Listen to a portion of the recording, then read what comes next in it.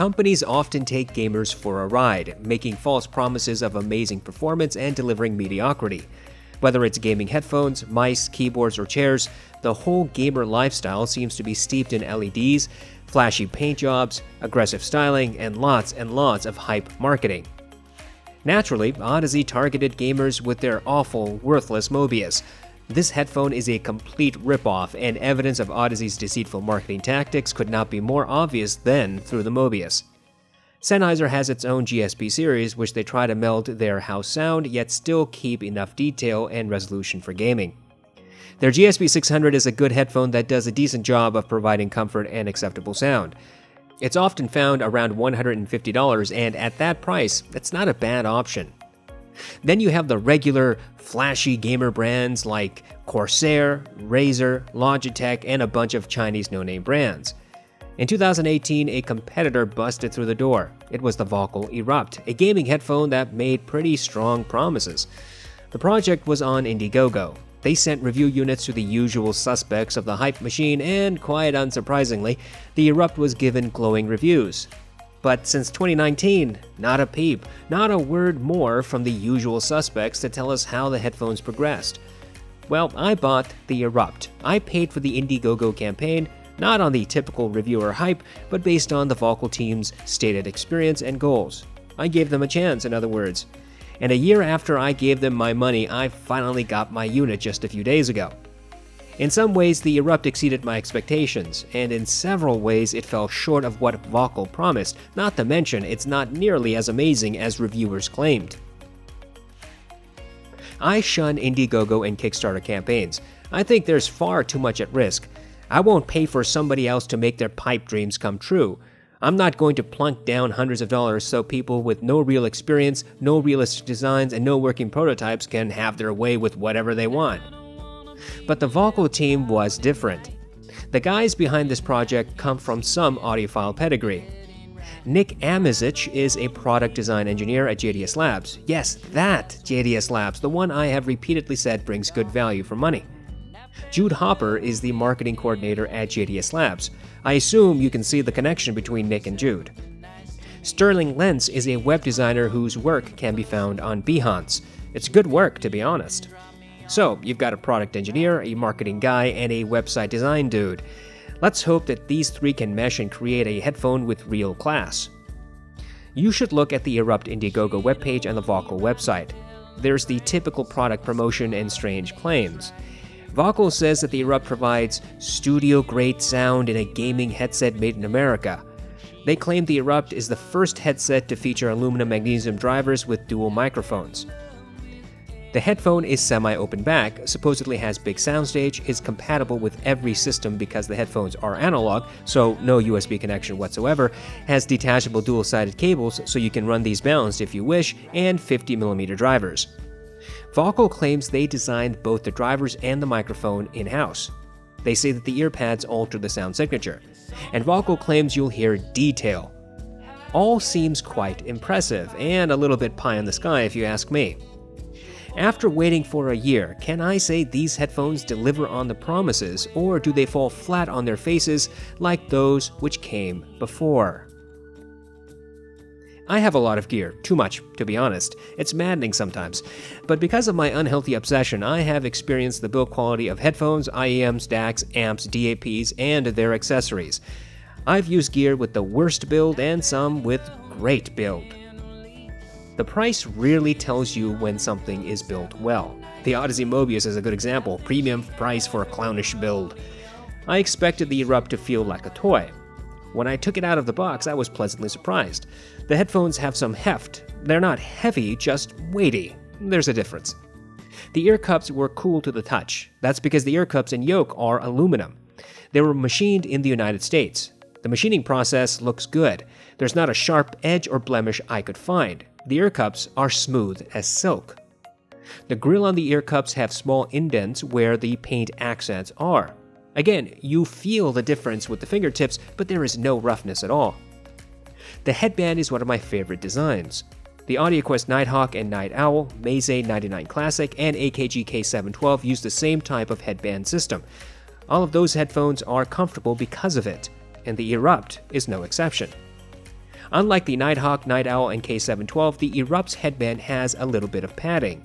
It's about as much padding as the meze 99. The suspension system works. You don't have to fiddle around with setting the correct headband length. Just put the headphones on your head, press down, and the headband will adjust. The Erupt's ear cup yokes hold two thin pieces of plastic which curve over the headband to connect the headphones. These are no different from what you see on the K712. The Erupt uses dual 2.5mm connectors for the cable. Vokyl ships two cables. One has a boom mic that plugs into the right ear cup. The other plugs in as normal, but I cannot tell if this cable also has a microphone. Vokyl doesn't clearly say this. Both cables also have a little plastic box below the Y-split. This box contains inline volume adjustment and a mute toggle. The inclusion of this plastic box on the boomless cable also causes some confusion. I mean, why put this box on a cable that doesn't have a microphone? Does it even have a microphone? Who knows? And I'll explain why later. This little box feels rather cheap and flimsy. One note of caution is that if you want to get better cables, you need to make sure that the pinouts are correct. Vokyl provides a little pamphlet showing how the pinouts should be. Along with the headphones come two sets of ear pads. There's a perforated set and a standard regular set. Vokyl says that the perforated pads provide wider soundstage, and the standard ear pads have better bass. Of course, the pad changing method is like any other normal headphone. You should have no problem switching ear pads of any brand you like as long as they are big enough. The ear pads are not angled. The drivers are, however. You can see that the driver housing is aluminum as well. Everything looks robust and solid. I do have one issue with the build, and that's the cables. I think they're pretty janky. I wish Vokyl had given the option of upgraded cables that did not get tangled like these do. Moreover, the unique pinouts for the cables means you'll have to get replacement cables specially made. Someone posted a response from Vokyl wherein they allegedly say that the pinouts were necessary for better microphone performance and to prevent, quote, user error, whatever that means. It does not squeak, creak, or make noise as I adjust it. And even though the stock cables could be improved, they do not transmit noise as I rub them on clothing. The fit and finish is top-notch. It may not be to everyone's taste, of course. There aren't any LEDs and aggressive sharp lines, nor is there a plain, understated headphone. It has a style trying to walk the middle path between flashy and boring. Build, in short, is excellent. If you look on the Indiegogo page, you'll notice some recent complaints about the headphones. People say that the right driver died and the headband broke. Vokyl says they check each headphone before it is shipped. Build quality may not be perfect for everyone. Also, I think Vokyl says that if you use the wrong third-party cable, the right driver will fail. So, that's a problem. Of course, this is not mentioned anywhere on their website, the Indiegogo page, and there is no manual in the box. A few people have advocated using a cheap cable from Amazon, but I wouldn't. Considering these headphones are hand-built and cost serious money, do yourself a favor and get a proper cable. Order a replacement cable from Heart Audio or Periapt. I've been using the Erupt for about 24 hours. They are about average in comfort. The most comfortable headphones I have ever worn are the following: the HD700 for their lack of clamping force, the Nighthawk for its headband, weight, and plush earpads, and the Sony MDR MA100 with the Koni Nuggets for its lightness and the fantastic padding that the Nuggets offer. The least comfortable headphones I've ever used are the DT1770 for their clamp, the audeze Mobius for everything it is, the One More Triple driver for its stupidly small and uncomfortable earpads, and the stock COS Porta Pro for its headband and basically unpadded ear cups. So the Erupt sits somewhere in between these two extremes. My ears sit very comfortably inside the ear cups. My ears don't touch the drivers. The ear cups don't engulf my ears like the HD800S ear cups, but the Erupt sits quite comfortably without pinching my ears. The headband is very comfortable. There are no hot spots or pressure points. The weight is evenly distributed on my head. On the other hand, the use of aluminum makes the Erupt on the heavy side. Those who want light headphones will be bothered by the weight. I wore the Erupt for 4 hours at a time without fatigue. Although my ears got a little warm, it was nothing out of the ordinary for typical headphones with leather or pleather earpads. The earpads do not seem to have memory foam. This is a little disappointing. The pads seem just fine, but at this price point, memory foam would have been appropriate. Vocyl's marketing says that the headphones bring audiophile sound to gaming. Vokyl doesn't say what this means. On their Indiegogo page, I had to scour to find a hint of the sound I should expect. Vokyl says that the Erupt will have clear sound with minimal interference. They say that the drivers provide a natural sound with massive soundstage, and Vokyl claims that the headphones will provide crisp sound. Now, this is a little vague. There's no clear indication what the sound signature actually is. The only concrete promise I can see is Vokyl saying that the Erupt will sound better than the other gaming headphones on the market. But we've seen this type of promises before.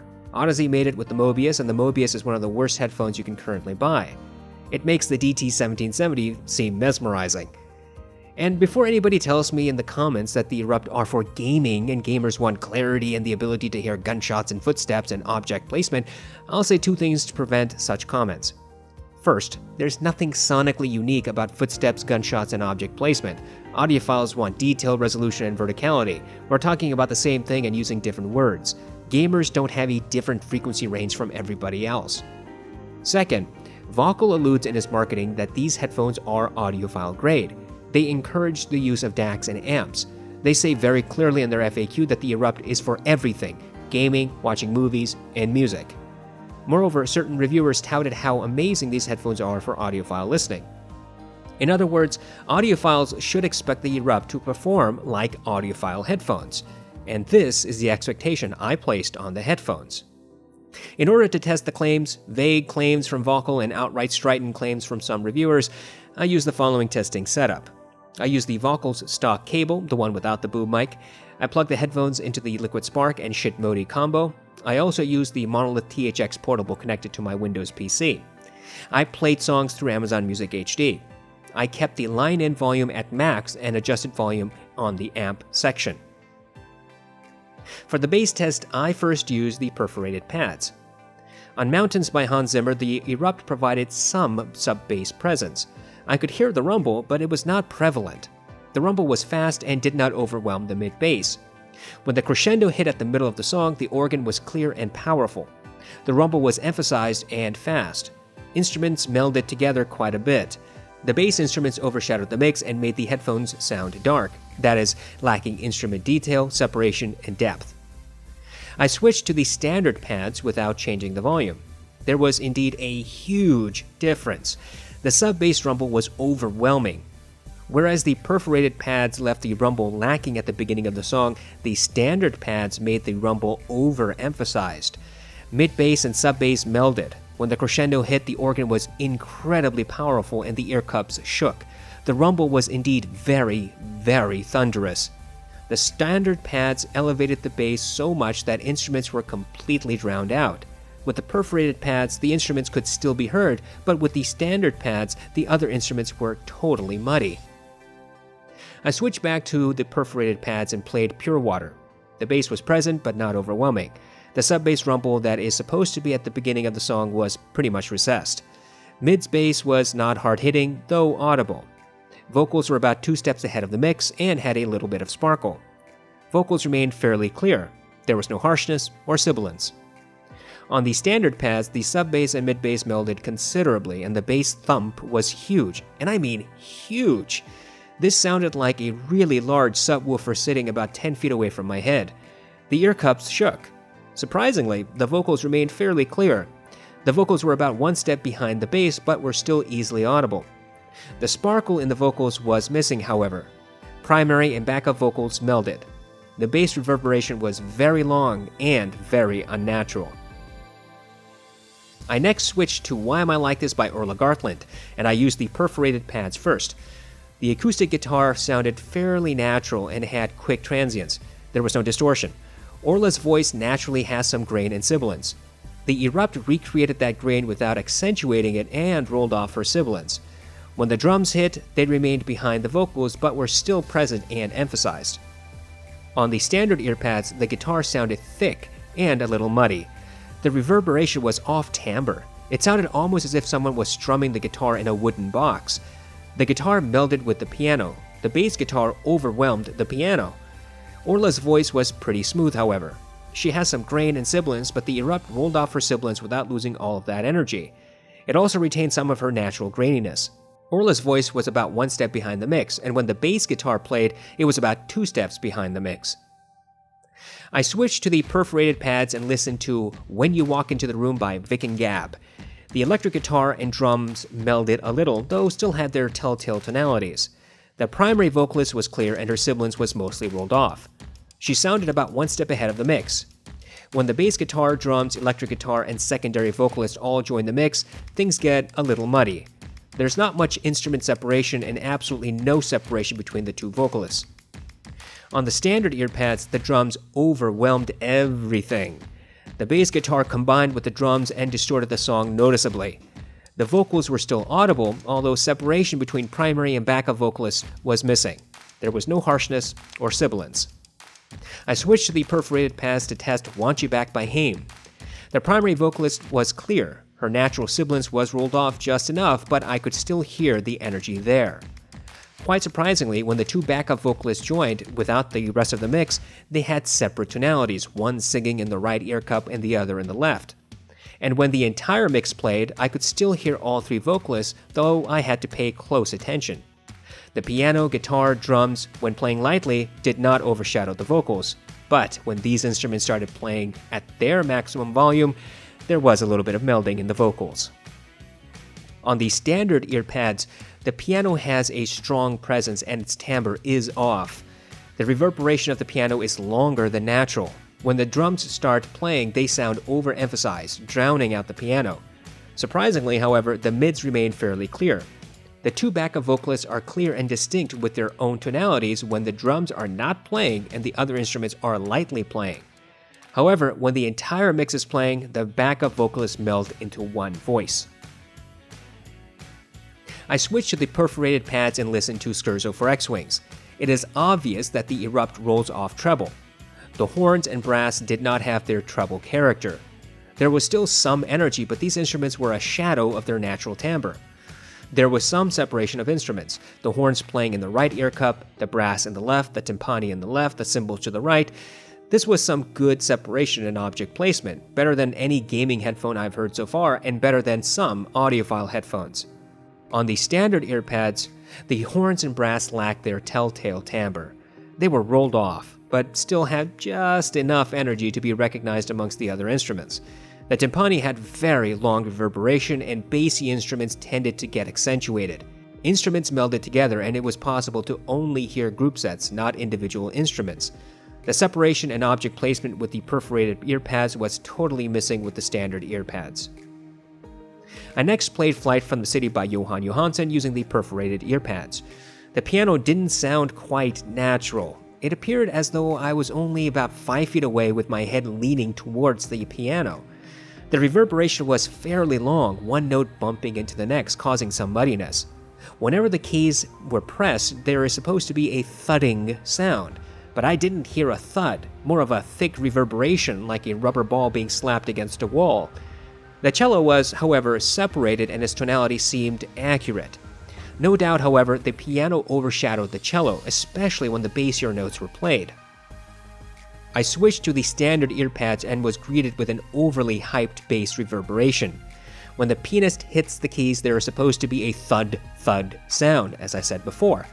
The standard ear pads change the tonality and make it sound like someone is beating a bed with a baseball bat.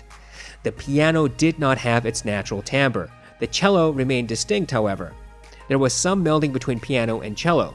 It was quite obvious that the piano was very distorted, unnatural, and boomy. I switched to Bim Bam Smash from the Bourne Supremacy soundtrack. I used the perforated pads first.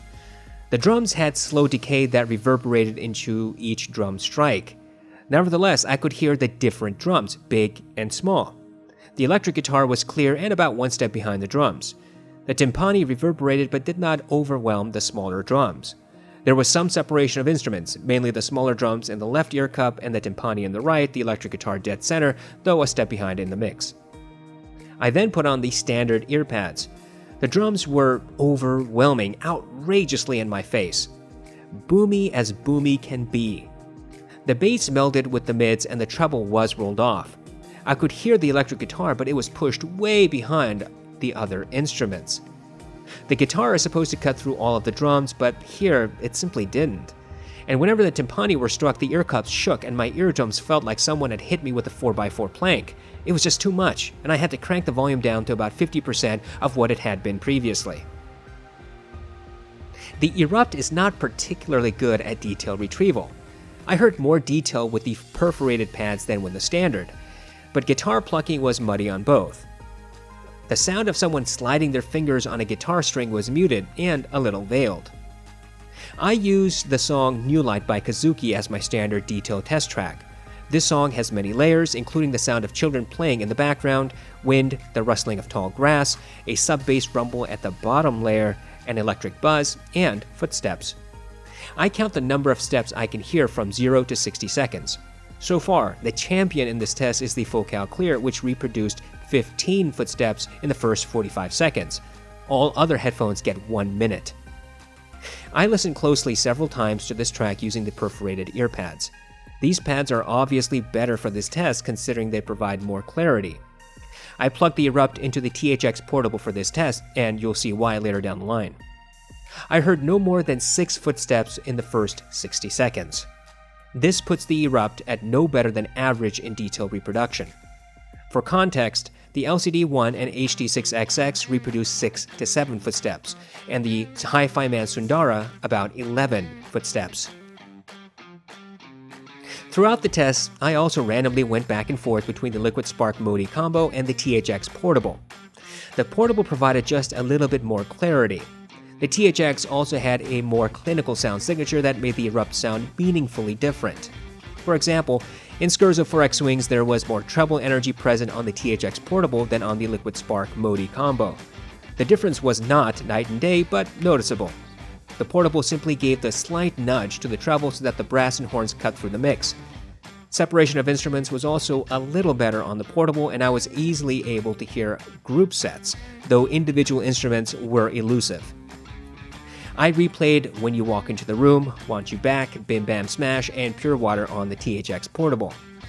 There were differences in sound reproduction through the THX portable using the perforated pads. Overall, the vocals were a little clearer.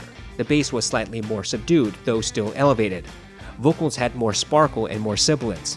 Instrument separation was slightly more obvious.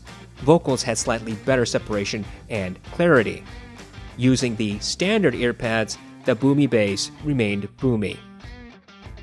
I want to emphasize these differences were not so significant to warrant throwing out the Liquid Spark Modi tests.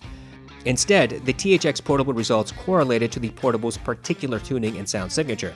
The Erupt was simply able to adopt that signature, which is a very good thing.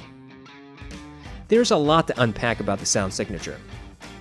Vokyl says their headphones is the first to use aluminum magnesium drivers, but that's not really what Vokyl is saying. It's marketing word salad. You see, Vokyl says that this is the first headphone with aluminum magnesium drivers and dual microphones and machined in the United States. That's a lot of words with conjunctives. You see, I know for a fact that Vokyl has the Elir, which already has aluminum magnesium drivers, and there may be other headphones with the same driver materials. So I don't think it's accurate to say that the Erupt are the first headphones with aluminum magnesium drivers. Anyway, I don't think Vokyl is trying to mislead anyone. I simply think that it could be a lot clearer. I can't really jump up and down about the sound signature. I do not think the Erupt does anything terrible. It also does not do anything strikingly amazing, though the potential is there. Vokyl says that the drivers provide clear sound. Do they? Well, no, not as clear as I've heard before in much cheaper headphones. The $40 MDR MA100 has more clarity and instrument separation and better object placement. Nor is Vocyl's claim that their headphones have crisp sound actually correct. Using their own ear pads, I couldn't get the headphones to sound crisp. They just sounded a little veiled overall. Vokyl says that the bass is powerful. Is it? Well, the standard ear pads, yeah, bass had bass if you ask me. With the perforated ear pads, well, it's elevated bass, but not particularly defined bass. If you want hard-hitting bass, then the One More triple driver provides that and more clarity to boot. The bass on the Erupt is not detailed and lacks texture, no matter which ear pad you use. But Given a well-mastered song like Bim Bam Smash, you can hear very good definition among different bass instruments, but only with the perforated pads. Vokyl says that the Erupt has, quote, massive soundstage. Does it? Well, maybe my definition of massive is different from theirs. The biggest soundstage I've heard has been on the HD800S and Vokyl Clear. The worst soundstage has been on the Audeze Mobius and the DT1770.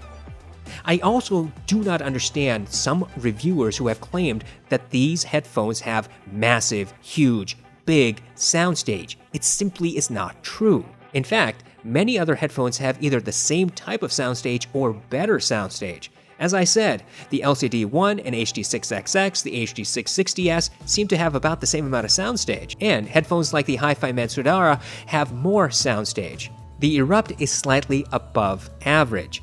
As I said, it's got more soundstage than the LCD-1 and HD6XX. It's got just a little bit less than the Sundara. And this is with the perforated earpads. With the standard earpads, the soundstage is average at best. So, no. The claim that these headphones have massive soundstage is terribly wrong, at least in my experience using all the headphones that I have. Perhaps this claim is in relation to typical gaming headsets, and if so, then I would agree that the Erupt have larger soundstage than the Mobius, Razer Man O' War, GSP 600, and a few other headphones I've heard. But this is a very low bar. It's like saying you're a good person because you're not like Ted Bundy. Again, that's a low bar. Vocals are about average in clarity and separation. There's nothing new or surprising here. Sometimes I can hear good separation, sometimes it's melded all together. It's a wash, it's inconsistent. It's dependent on whether there are bassy instruments at play. Vocals sound pretty natural and smooth with the perforated earpads. They sound recessed and unnatural with the standard earpads. Treble is reduced but not truncated. You can enjoy orchestral pieces without danger of feeling the harsher instruments. Horns and brass are easy to listen to, though not accurate. I would even go as far as to say that the Erupt has some good instrument placement and separation, as long as the bass instrument is not screwing everything up. Object placement is good when the driver is allowed to do that. The recording must not have a bass emphasis, and you must use the perforated earpads. If either of these conditions is changed, then object placement is not the Erupt's focal point. Detail retrieval, as I said before, is about average. Audiophiles who want a lot of critical detail will be extremely unhappy. I know gamers think footsteps and gunshots are all they want to hear. Fine, you'll be better off buying the significantly cheaper GSP 600. Or if you truly want real detail, you'll have to buy headphones specifically designed for that, like the HD800S or Vokyl Clear. And then, there's the bass. I left this for last because it is clearly the biggest player. Bass is elevated. On the perforated pads, the sub-bass is present but not overemphasized, meaning you can hear it when the song is mastered to push it ahead. On the standard earpads, that sub-bass rumble is immediately pushed up, and when the songs themselves further push that sub-bass, all of that just gets muddy. This was not the hard-hitting bass one would hope. It's not the same type of bass as with the One More triple driver, which tends to provide fast, accurate, sharp drum strikes. The Erupt, in contrast, provides drums and bass instruments with purposeful slow decay and a little bit of veiling. Don't get me wrong, the bass can be fun, but not always. As the drivers have more time to flex and burn in, maybe the sound will change somewhat. I certainly leave that open. But I don't know how long that will take, and Vokyl does not say. If you're a gamer and bought these headphones, well, I don't know what to tell you. There are pros and cons to the Erupt. It is certainly comfortable and built so much better than any other headphone that I have used for gaming. I don't game for hours. I'm not a fan of first-person shooters, so I can't say I'm speaking from authority. But I really don't think you're getting the clarity you think you're getting. In other words, there are headphones worth a fraction of the Erupt that are cleaner, clearer, and provide much more detail. Think of the MDR MA100. On the other hand, of all the gaming headphones I've heard, and I've heard the Mobius, GSP 600, Razer Man O' War, SteelSeries Arctis, HyperX Cloud, Astro A50, the Vokyl Erupt is the best out of the bunch. All of these other headphones are either too muddy or lack bass. The Erupt seems to keep the mids clear, even with the bass elevated, yet allows for good treble extension without harshness. In this respect, the Erupt is likely well ahead of the group it's running with. Combine the sound with its stellar build quality, and you can easily see why I think that the Erupt trounces those other gaming headsets. That being said, I think gamers need to snap out of their tunnel vision. Gamers constantly demand more clarity and detail in soundstage, but keep buying gaming headphones. You have to buy specialty headphones for the specialty sound you're craving. Either don't buy a gaming headphone or simply accept that companies making gaming headphones don't put in the effort, time, and money to actually give you what you want. The Erupt is a step up, but it's not the summit. Are you ready for the microphone test? Well, you're not getting one today. It's not that I don't want to test it, I do. I just can't. Because Vokyl did not ship a 3.5mm splitter with these now $400 headphones. You need a splitter to plug the headphones into the PC mic input. This really boggles the mind. Vokyl says their headphones can be used with any device, but clearly not out of the box. If you have a PS4 or Xbox, you can plug these headphones into the controllers and just go. But that's a terribly costly way to get mediocre sound. When you're paying hundreds of dollars for a headset, you should get the necessary accessories to get the headset to work with all the devices you were promised would work.